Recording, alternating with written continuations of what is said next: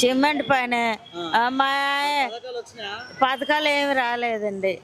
పథకాలేమో అప్పుడు జగన్ ఉన్నప్పుడు వచ్చాయి కానీ ఇప్పుడు ఏమి రాలేదు. ఏమి వేయలేదు. ఆ కష్టపడితే తిన్నట్టు ఇంటికాడ ఉన్నాం అనుకో ఒక పత్తి ఉండవలసిందే. వచ్చిన వాళ్ళకి వచ్చాయి, మా నాటోళ్ళకి లేవు. ఉన్న వాళ్ళకే వస్తున్నాయి. ఏమన్నా నేను వాళ్ళకి అస్సలు లేదు.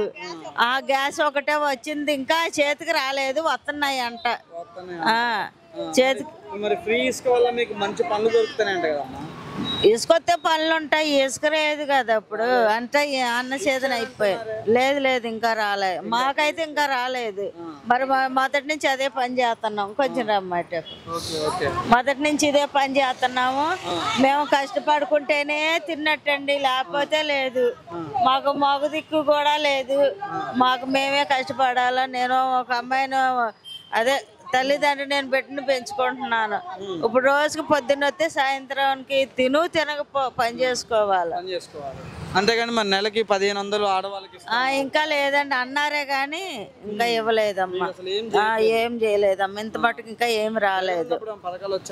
వచ్చాయండి. అప్పుడు అమ్మఒడి వచ్చింది. పిల్లలకి స్కూల్లో అదే గవర్నమెంట్ స్కూల్లో వేసాము. అమ్మఒడి వచ్చింది.